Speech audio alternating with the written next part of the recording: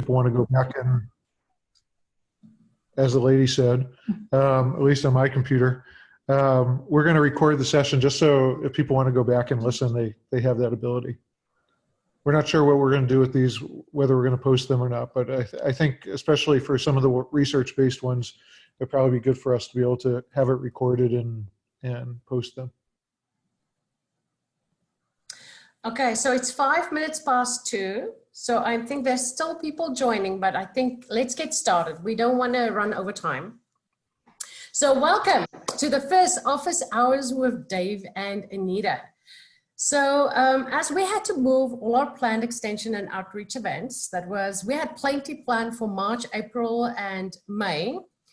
For now, we've moved most of them to summer months, and we're still hopeful that they will happen. If in-person meetings aren't possible in July, we will probably have to do an online version. But the side effect was that we were missing having interaction with the industry. And after talking about it a little bit, we thought, what better way in doing this than office hours? So basically, this is very informal. This is going to be a weekly event, always the same time, a different topic every time. And so today's meeting is really only a Q&A session, a question and answer session. So we're going to have Professor David Block, current chair of the Department of Viticulture and Enology, in the hot seat. And I am going to ask the questions. So at least at first, but then you are going to let them ask questions too, right? I am going to allow other people to ask questions too. Right. Yes, I know I talk a lot, but I can take a breather every now and then. So, you know, I'm really looking forward to this. It's not often that I get to ask my boss questions. He has to answer. And we even have a moderator. So Karen Block, also known as our Director of Industry Relations, will play moderator for us today. And the topic today is really curriculum changes in the last few years based on industry feedback, as well as department activities now during the COVID-19 shelter in place. A few Zoom housekeeping rules. Just if you're not, I don't know how familiar everybody is with Zoom. So just keep yourself muted because people have a lot of background noise and it can get a little bit noisy if everybody have their microphones on. You can either physically raise your hand and then Zoom will notice that and the moderator will give you a chance to ask a question or make a comment. Or you can go to the participant list and at the bottom there's a little icon that says raise your hand. Or in the chat box, you can just chat, put a comment or ask a question. And you can even do it anonymously if you would like to do that. So that's all the options. So I think let's get started. And we will start with my first question. So what is it like to teach all of your classes or courses from a distance right now? Well, so it is interesting. We're certainly, the bulk of today we want to talk about how we've revised the curriculum over the last few years. But certainly what's interesting about right now is that we've had to pretty much revise every class we're teaching this quarter and we had about 2 weeks to do it, to get everything online. And so all of our instruction is actually online. Mostly we're teaching from home. I'm sitting here at my dining room table, which is where I'm lecturing 5 times a week for winery design and winery equipment design. Occasionally I've gone into the winery to show equipment and go in there with my phone and Zoom and demonstrate pumps with me being the only one in the room. And I know there's at least a couple of students on the line now. They could probably tell you better what it's like. Certainly not the same. I think it's better than we all thought it was going to be, but not quite the same, I would say.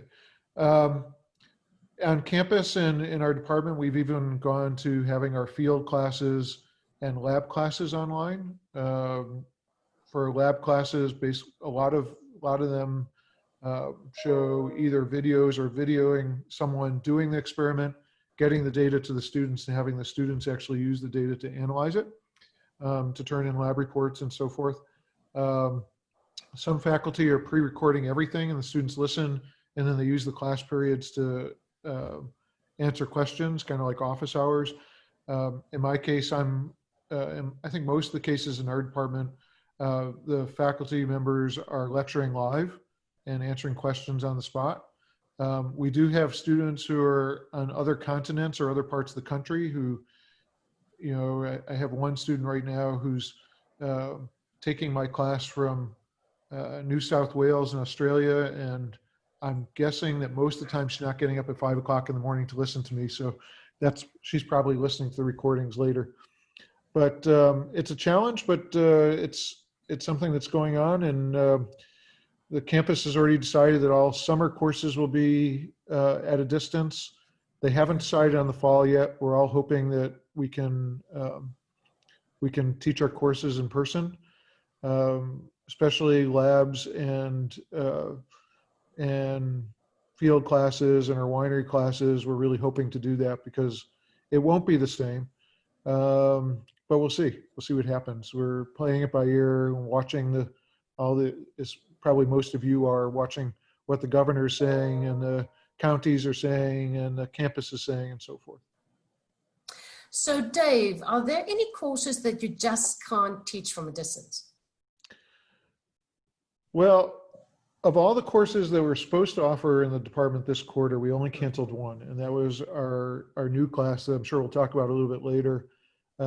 We've offered twice. This would have been the third time.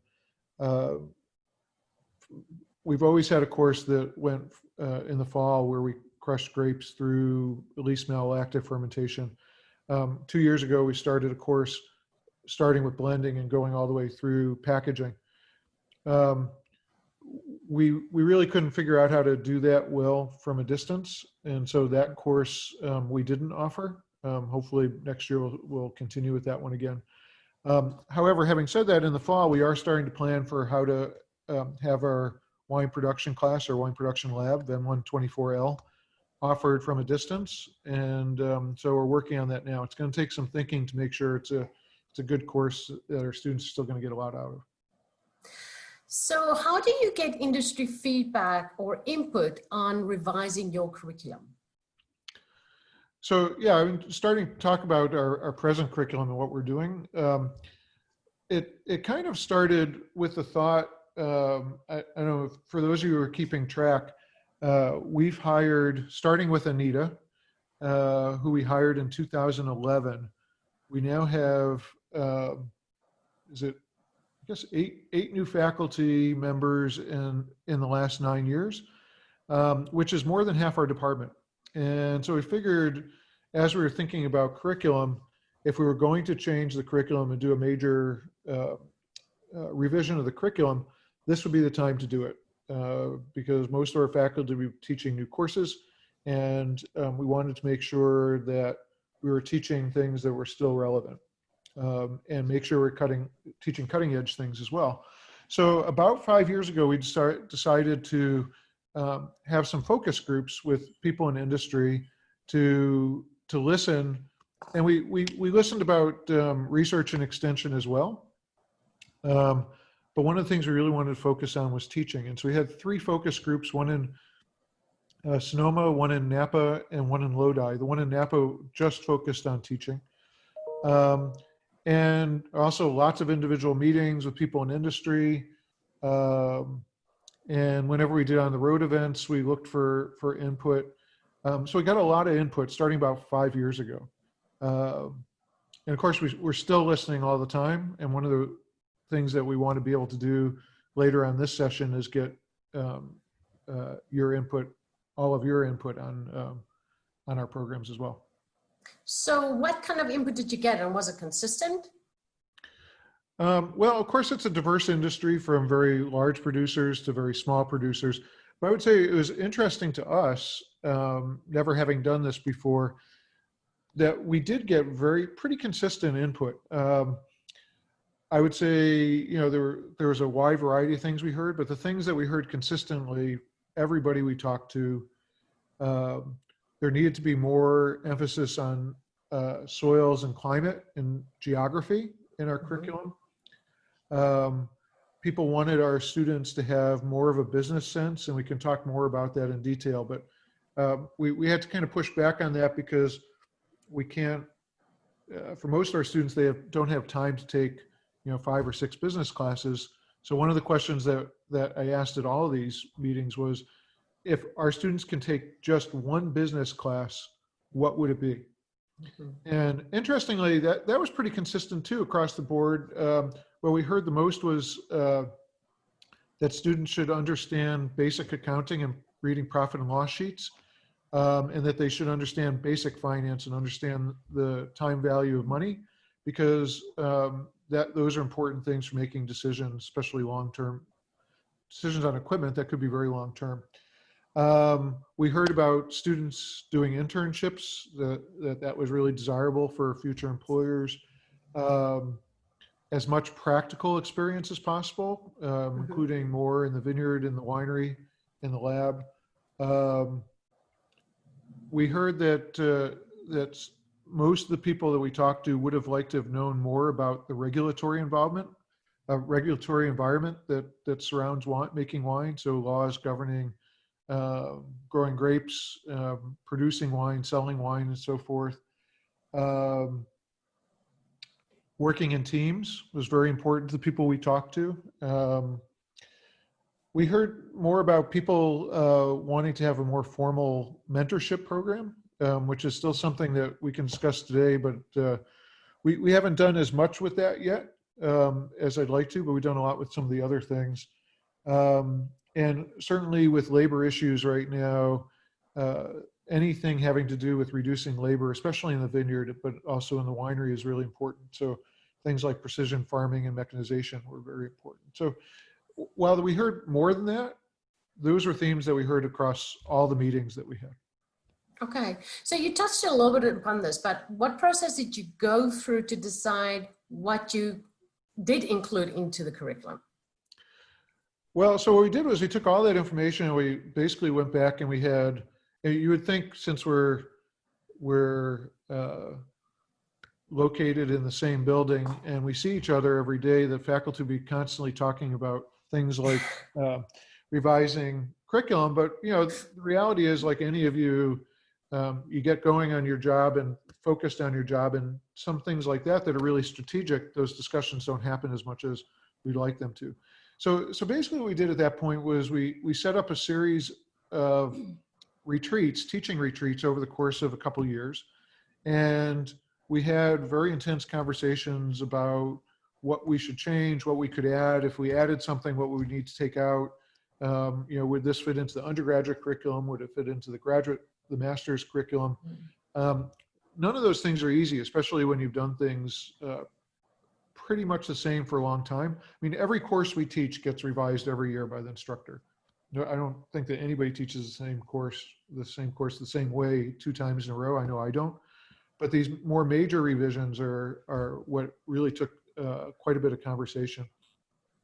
So we did that over the course of a couple of years, and then starting about 3 years ago is when we started implementing some of those changes. We're not quite done with what we would like to do, but actually we're pretty far along.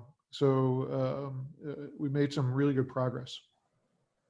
So to summarize, what would you say are the key changes that you've made so far to the curriculum? Yeah, so some of the changes involve taking the existing course and actually updating it with new ideas. And some of them were completely new courses. So just to give you an example, our wine production class, starting a couple of years ago, we had always had team projects in making wine. So students made wine as a class, or at least as a lab section. And then they also made wine in groups, usually focused on doing some kind of research project. And Hildegard Heyman started teaching VEN 124L, which is our wine production lab class, when Linda Bassan retired. And what she decided was to have every student make their own red and white wine. And they're also making wine as a section, as a group, as a team. And so they're doing both, but there's much more focus on students thinking through making their own wine and what all the decisions are in doing that. So that's one change, major change in the way we run an existing class. And then we started adding new classes or repurposing old classes. And so one of the things that we did was we've now taught VEN 112 3 times, and that's a class that we started on climate, soil, and geography. So Jean-Jacques Lambert in our department, who's a lecturer in our department, started teaching that. That's his area of expertise. He's taught it 3 times now, and we'll continue to teach that. And that will be taken by second year to third year undergraduate students, along with our graduate students as well. We added VEN 127L, which is actually a winery-based course. That's the second half of our students' winery experience now. So in the fall, they make wine through least malolactic fermentation. And now in the spring, we take those wines and we go from blending through packaging. So we've offered that course twice. Right now, this quarter would have been the 3rd time we taught it, but unfortunately, it's going to have to wait till next year. We couldn't figure out how to do that well from a distance.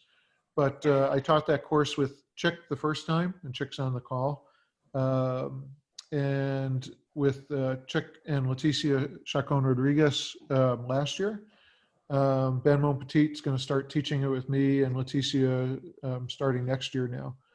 That's been great. We brought in, each year we've taught it, we brought in 2 industry consultants, winemakers, one to work with each of the groups and to work through everything from blending decisions through packaging decisions. So that's worked out really well.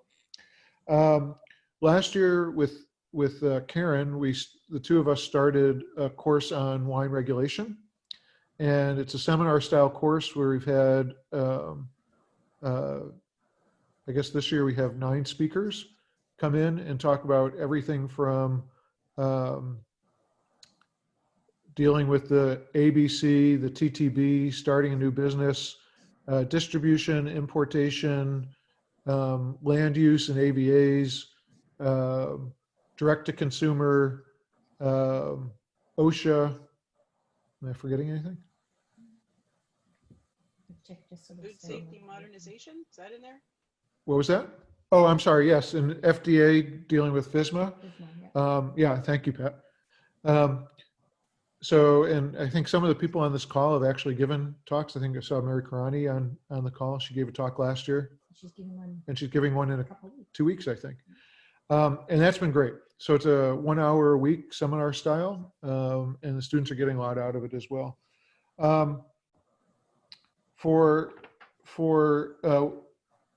We had a course on the books on viticultural practices, mainly geared towards grapes and table grapes and raisins. And what we decided to do was to repurpose that class and have it focus much more on vineyard mechanization and precision viticulture. So we just hired Mason Earls last year, and this is his area of expertise. He's already got robots wandering around the vineyard on their own out in RMI, which is great. And so he's a perfect person to teach this. He's got a joint appointment in bio and ag engineering. And so starting in about a year or so, we'll be implementing that course as well.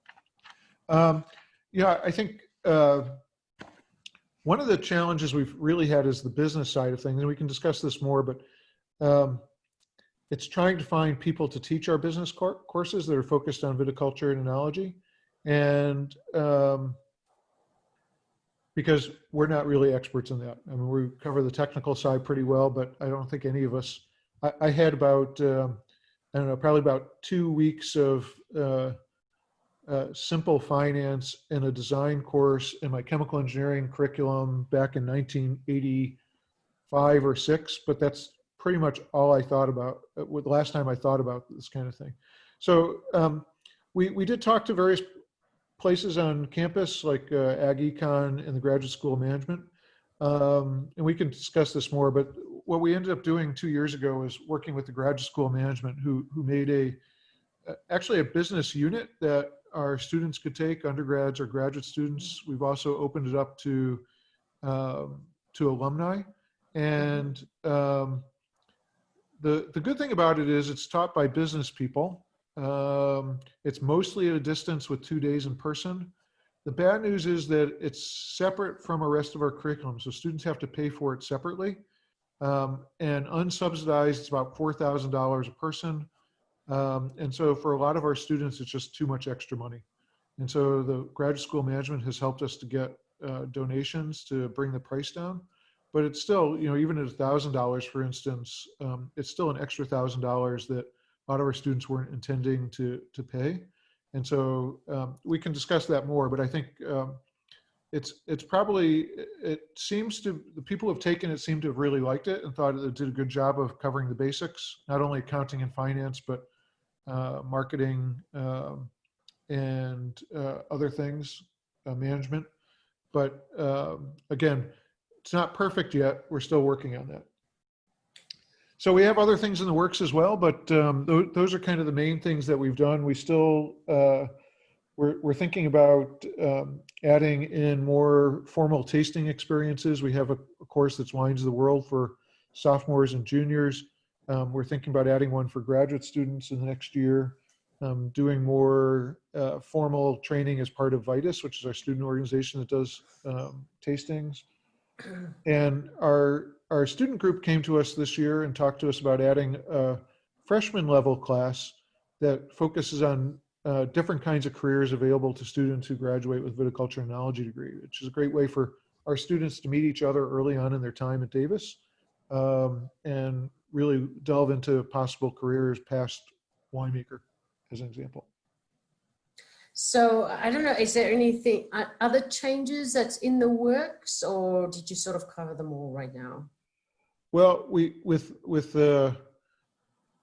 8 new faculty in the last 9 years and 3 of them in the last year, I'm sure there are going to be changes past that. And of course, one of the things that we really want to do is to be constantly asking people like you guys here on this call for more input to keep our curriculum on the cutting edge. I mean, I know that people around the world look to us for curriculum and teaching materials and things like that. And so I think it's important for us, well, mostly for our students, but also for others in viticulture and enology to make sure we're staying cutting edge. I think the big question is also, are there limitations to the changes you can make due to money and resources?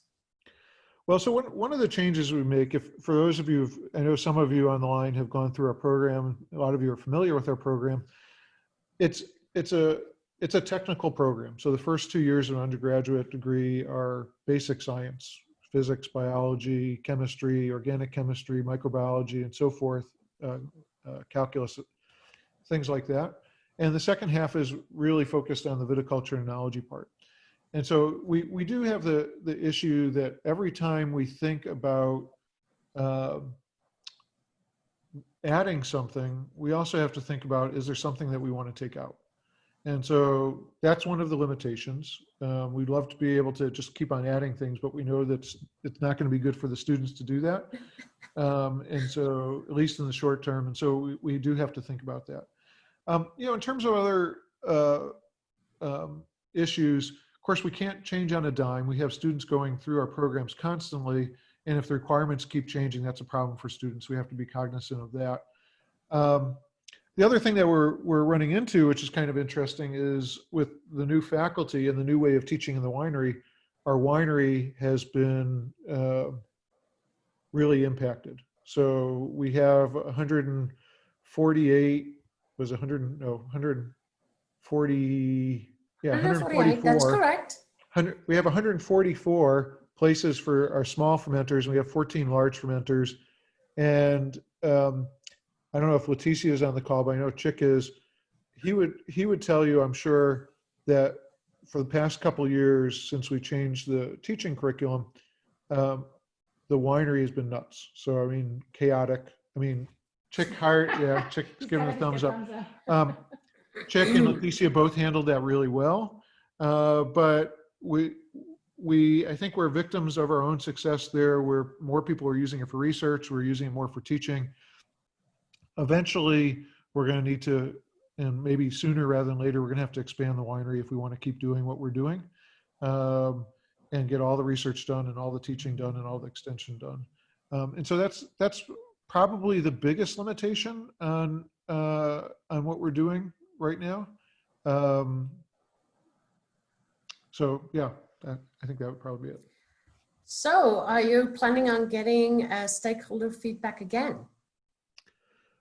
Well, it's interesting. Our undergraduate program just went through a review by campus, and they do that every 7 years. And we had done this, our last group of focus groups 5 years ago, and it was super helpful for us to get that input. And so what we said in our review was we're going to do it at least once every review period. So at least once every 7 years.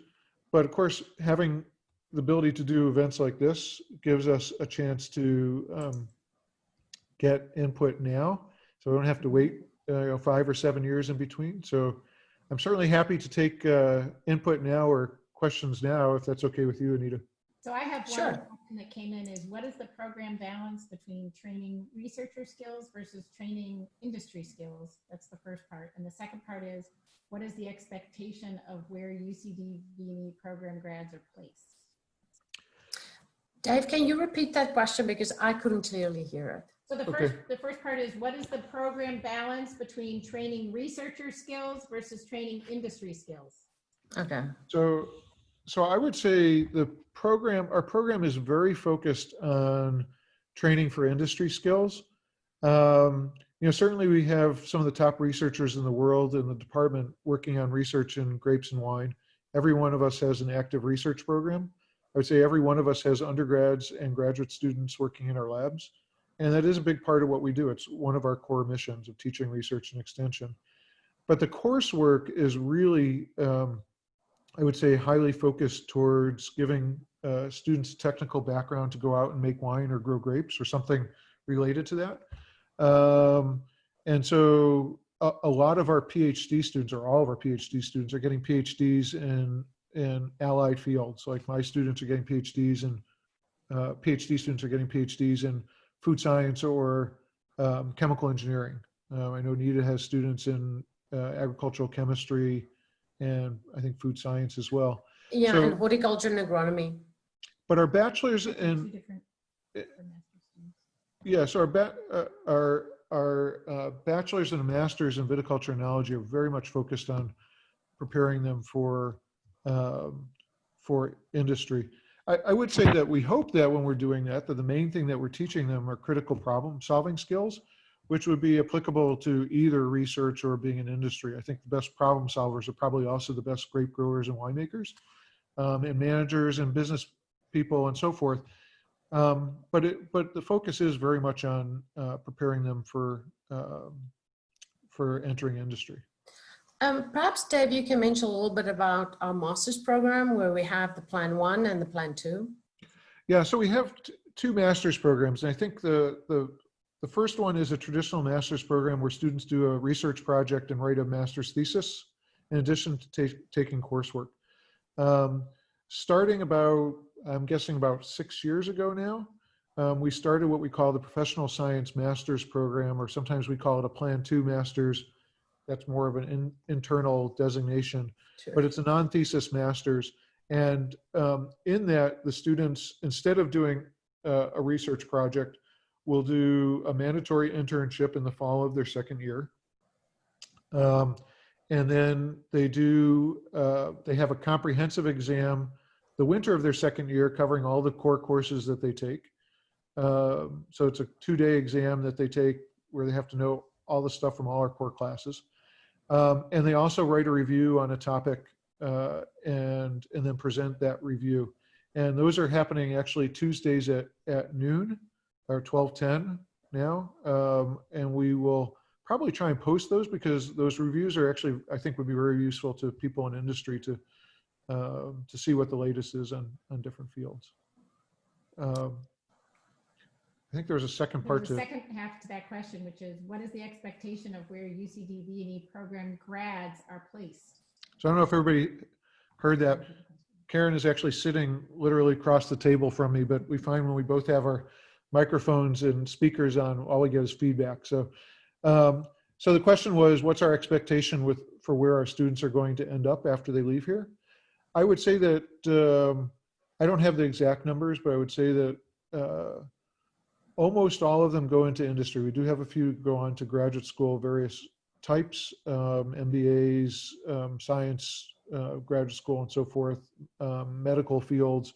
But the bulk of them are going out into industry to be to be vineyard managers and winemakers. I would say about 75 to 80% are headed towards winemaking. About 10 to 15% are headed towards the vineyard side of things, and the remainder are headed towards allied fields. And in terms of where we expect them to end up geographically, they really end up all over the world. We don't have expectations for whether they're going to end up in a large winery in the Central Valley or small boutique winery in the middle of the Napa Valley, because they really end up at all of those. I would say, the company that has the most of our graduates is probably Gallo, but that makes sense because they're also the largest winery in the country, if not the world. But we have winemakers making wine at all scales, making everything from, boutique natural wines to, bag in a box. And so I don't think we have any expectations on where they're going to end up geographically or what they're going to be doing. Any other questions? Yeah, any other questions? Or input on curriculum? I have a question or a Go ahead, comment. Jim. Have you thought about, in the near term, there's going to be a pretty good paradigm shift in education, possibly moving online in the fall, and some of the lower division classes working with, trying to keep people closer to maybe their home or their geography, of using industry wineries as kind of learning bases paired with the curriculum, getting them in maybe as kind of maybe an internship ahead of time. And they could use that as, the technical knowledge. The upside for the winery is they would get somebody that's, potentially watching the chemistry or that type of thing, watching fermentations better, but they would get hands-on, real life experience, through that, and keeping people potentially closer to their home base for that online learning and people off campus, maybe for the, remainder of 20 and maybe 21 as we get through this crisis. Yeah, I mean, I think that's a really cool idea, especially because it seems that at least with vineyards, if not with wineries, some of that will be considered essential, and so there may be more options for people to get it into a commercial vineyard or winery than into our vineyard or winery. I mean, obviously, I hope that's not the case. I hope that we can train people here, but it is a possibility. We have to think about how to do that because it's a question of what level of training is enough for you to start having them and feel comfortable with them in your facilities. Certainly having some of that basic hands-on chemistry or microbiology or something like that would be very useful. But yeah, no, I think as we go forward, I'm very lucky because I feel like our faculty have been very creative and how to get across ideas from a distance so far. And I think the biggest challenge coming up is going to be that one in the winery setting in the fall. And so actually it's a really interesting idea to think, can we have people go to their local wineries and in some organized way make wine or continue learning while they have to learn from a distance. So yeah, thank you for that comment. We have another question in the chat. How are you assisting students in obtaining winery internships? So, well, we do have a job board. And so certainly if you have jobs, you can either find that online, or I would say just email Karen. Her email is klblock, BLOCK at ucdavis.edu. And she's helped out quite a bit in trying to connect students to internships. We do it in various ways. There is that job board. We do have a job fair on campus. There was one in February that where quite a few wineries come to recruit students for internships. Karen also helps to arrange, have wineries, I would say, probably medium to large size wineries, but it would be okay with small size wineries to come in to campus and just talk to students about what their company does and what an intern would do. And that's worked out really well. It's actually, you know, all it takes is you buy pizzas or sandwiches, which is pretty cheap, and free food attracts students. Be a little harder from a distance.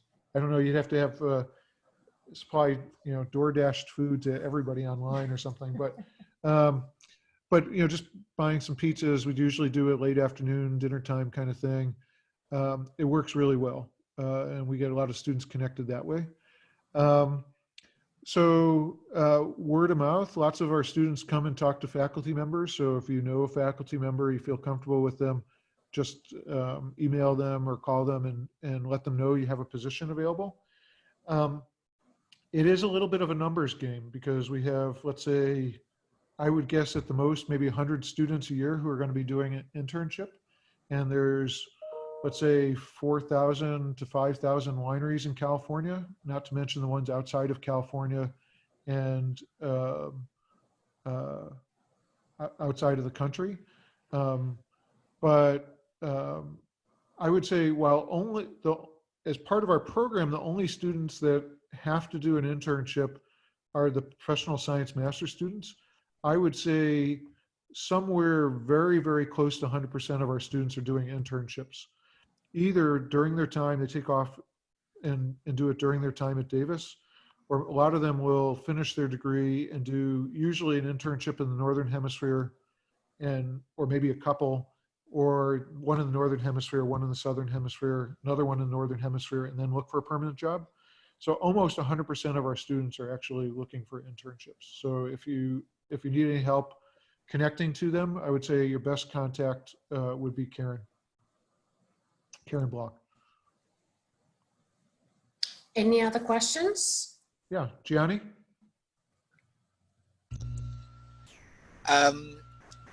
Dave, can you talk a little bit about this balance thing that we all are trying to get our hands around it?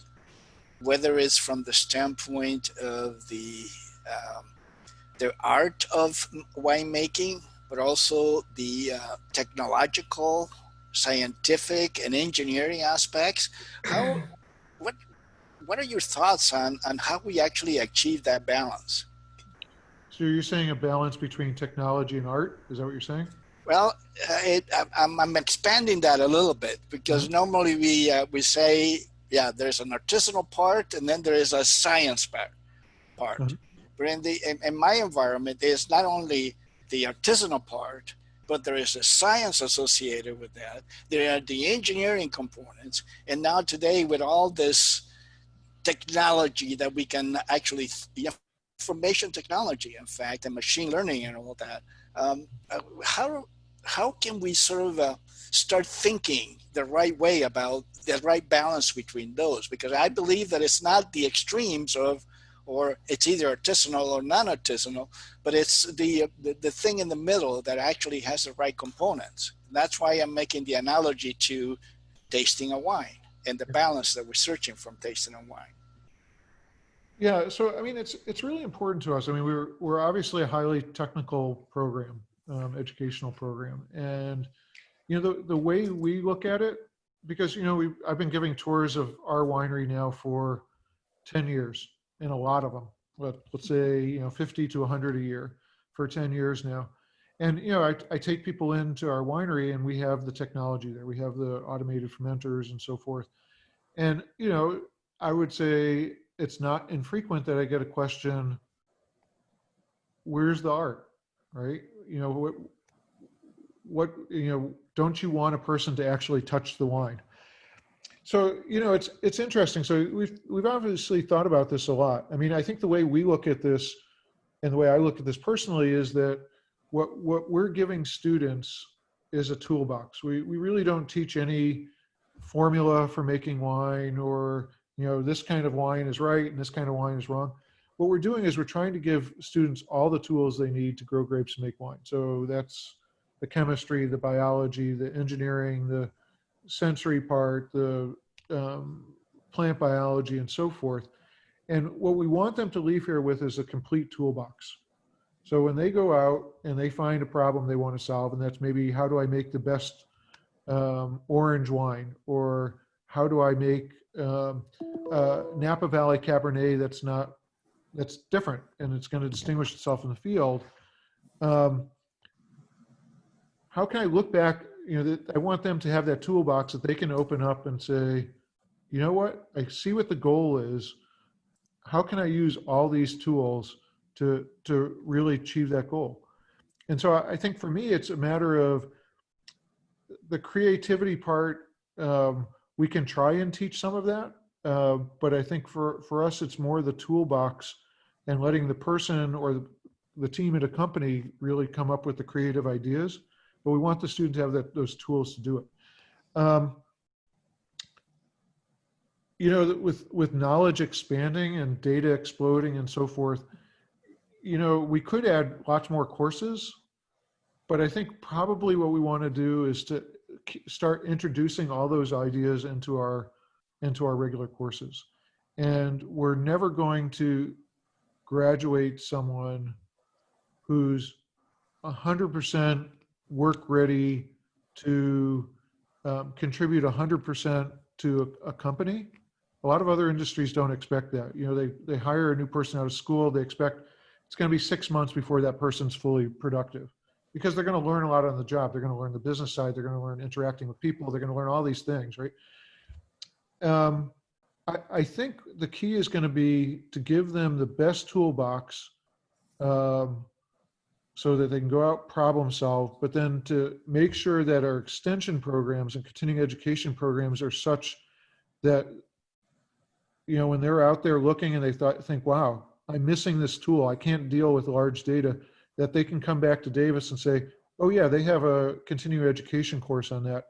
That's how I'm going to keep on expanding my tools and keep on getting the newest tools. But it is walking a line, because there's only so many courses a student can take in our curriculum. And so introducing new ideas, occasionally introducing new courses like I talked about is important, but it's not going to be a solution to everything. We can't just have them stay here for 6 years and 8 years or whatever. And as a parent of a college student right now and a recent graduate, I wouldn't really want to pay for that either. So Dave, we only have 13 minutes left. Yep. So if anybody have any more questions, please feel free to type it in the chat box and we will get back to you. Because we can actually copy it out and have it in a Word or somewhere, and we will answer you back by email. So I would say, if you, in 1 minute, can tell me, is there any really critical changes that you see needs to happen in the near future? In our curriculum. In your curriculum, yes. Someone has to come up with a cure for COVID. So we can get back to meeting in person. I think our biggest need at this point, I think is, the large scale need is we need to expand our winery so we can make sure we still give people a world-class experiential learning experience. Okay. I think that's really important. That's something that we're working on. If any of you have ideas out there for that, obviously feel free to contact us. If anybody wants to give us double the size of our winery themselves, definitely can email me, deblock@ucdavis.edu. But I think, other than that, I think continuing to get feedback, if people are interested in participating from industry to help us out. We have lots of courses. I mentioned the new course in the winery going from blending to packaging. Mm-hmm. We have consultants that we want for that to bring in each year. Our 190X class, our barbecue class, we're always looking for people to come in. And we're going to be starting this new freshman level class, exploring careers in viticulture and enology. Please, I think, we love to have people from industry involved, whether it's just giving us input on new ideas for curriculum or being involved in helping us teach. idea that came up, I think it was Jim, of potentially having students go out into other places, maybe as an internship or something like an internship to help during their teaching. All of that's great. So, quick last thing. We've been talking about everything other than textbooks. So we've been using principles and practices of winemaking forever and ever. Are there any new textbooks that will become available that may be slightly more updated? Yeah, it's interesting. You know, I got to Davis the year the Principles and Practices came out, and that was 1996. It's hard to believe that was 24 years ago when that book came out. And of course, we use it for wine production and tangentially in other courses as well. It would be great someday to update that. I would note that Andy Waterhouse with Dave Jeffries at University of Adelaide and Gavin Sachs at Cornell, I think 2 years ago, came out with a textbook on wine chemistry, which we're using in the curriculum. That's great. There's been some handbooks that have come out. Actually, we're just in the process of signing a contract, myself and one of my colleagues, to finish a book on winery equipment and winery design. It's actually, we'll be covering winery, brewery, and distilled beverage equipment and facility design. So hopefully that'll be out in the next year or so. I think I mentioned this before, we're very lucky because you know, we often have visitors from around the world, and almost always those visitors sit in on our classes.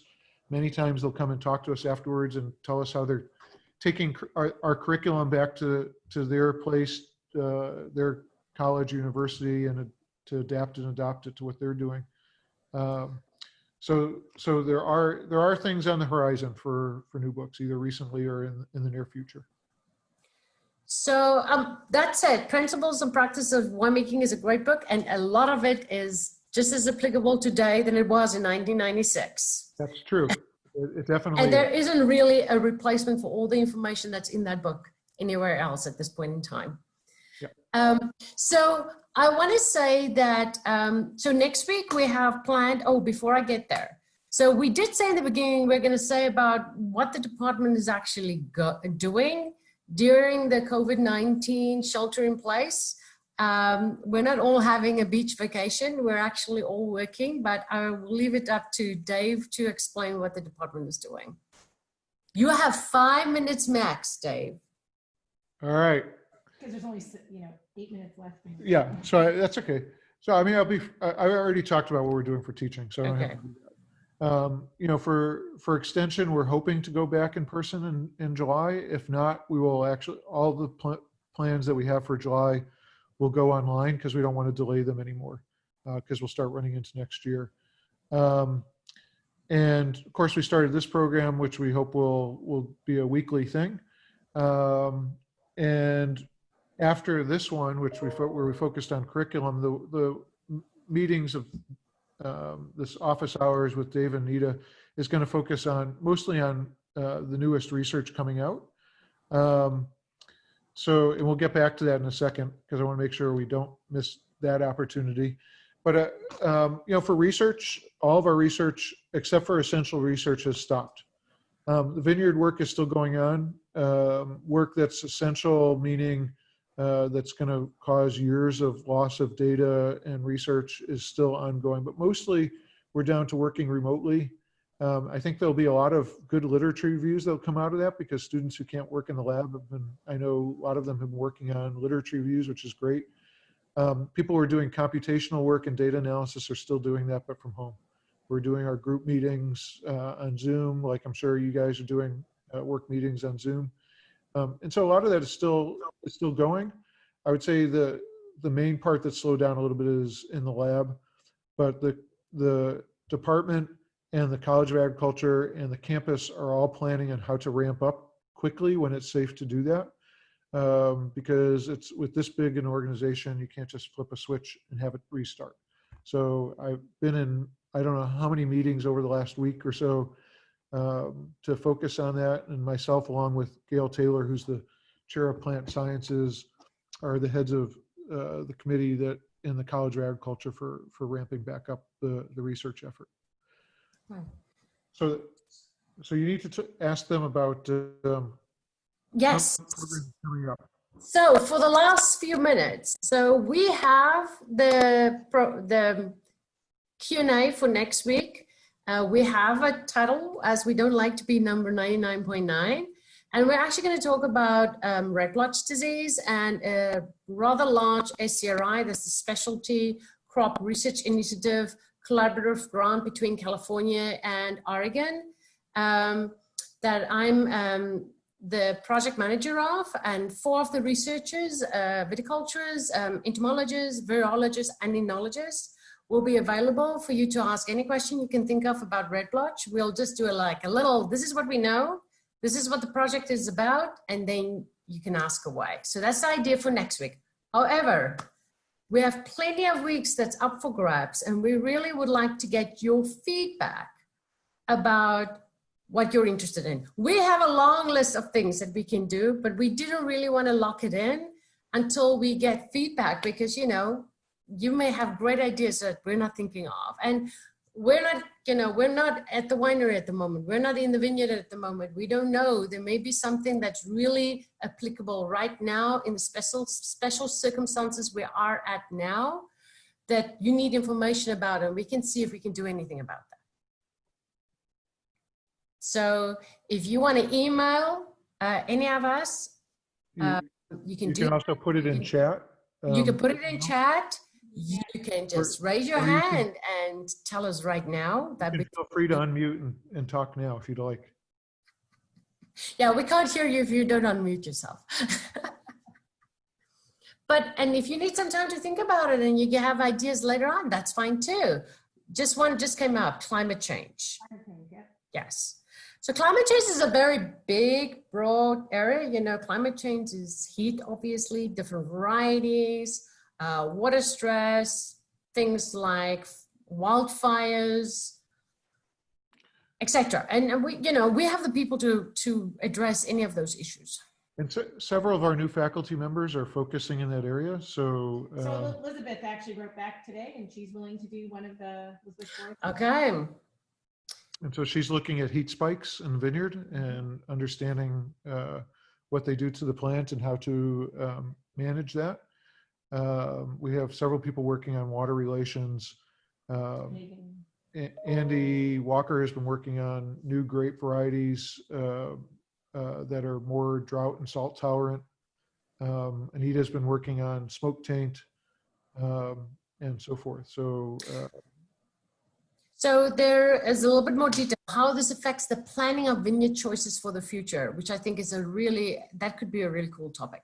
Yep. And Con Curterall, who's our extension specialist based in Oakville, actually has a new trial that's joint venture with an industry colleague to look at, for instance, different rootstocks and how they adapt to being in a warmer climate. Yeah. Yeah. Something like that would be, I think, applicable to what you're saying, Jim. Yeah. And I know that Mason also. We can definitely focus one of our sessions on kind of vineyard choices for the future. Yeah, that's a cool topic. Thank you very much. There's one more here. One of the master's students exit seminars was speaking about non-Saccharomyces yeast to reduce ethanol.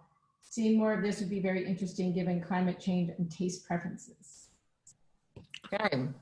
So that's something that we can maybe ask Ben to come in and talk about, maybe with the student, because they worked. This person worked with Ben Monpetit on their review. Yeah. Yes, we can definitely do that too.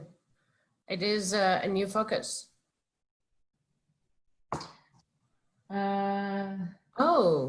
Sensing precision versus management precision. Yeah, I think that would be a good topic for Mason to talk about. Yeah, very interesting. Thank you, Guillermo. Yeah. You see, out of the box, many of these, we've thought of versions of it, but not exactly with this focus. Yes. Okay, good. Thank you very much. Any other ideas? Or questions, just general questions for Dave or for Anita? And so any suggestions on format of this? This is our first attempt. We're all kind of new at this. So I did tell Anita that if we're going to be doing this weekly, we should have a theme song at the beginning. We're working on that. But if there are other suggestions, please feel free to email me or Anita or Karen your suggestions on format, because we want to make this as useful an hour for you as possible. So long as you didn't expect me to sing, we're good. Oh, well, there you go. I heard it on the Oh, I heard it on the grapevine. Well, that's a good suggestion. Anyway, it's 3:00 on the dot, according to my computer, that is. here. I would like to say thank you for joining us, and those that had to leave early, thank you for leaving messages. Yeah, we have one. It was really great seeing all of you. We miss all of you, and we Anita? hope you'll dial in next week, same time. I'm like a radio host. All right, Anita, there's one more question here. Would it be appropriate to explore the economic impact of the epidemic and current state of the economy on the wine industry? Very interesting. Yeah, that's actually a good idea. And I think we have a good person who might be able to help us with that, Yes. who just spoke to our students yesterday about Yes. this. I was thinking of the same person. Yeah. Yeah, so, when we can't in-house answer the questions well, luckily we know people. There's another one here. Fermentation enzymes, how they affect pectins through the process of bottling. All right, we're gonna have to think about that one. It's an interesting topic. Interesting question, yeah. Yeah, some of these topics we may also be able to combine. Yep. I'm thinking with the non-Saccharomyces yeast and the ethanol production and all of those things. Thank you for all your ideas. And if you think of something later on, have a light bulb moment, please send us an email. Absolutely. It was Okay. good seeing all of you, at least Yes. virtually. Thank you, guys. We'll see you next Thank week. you for joining. Yep, Keep see you next week. safe. We'll see you next week, hopefully. Otherwise, the week after, we hope to continue this until June somewhere. And when we get released, we'll do a big party. All right. Thank you. Goodbye. Have a good day.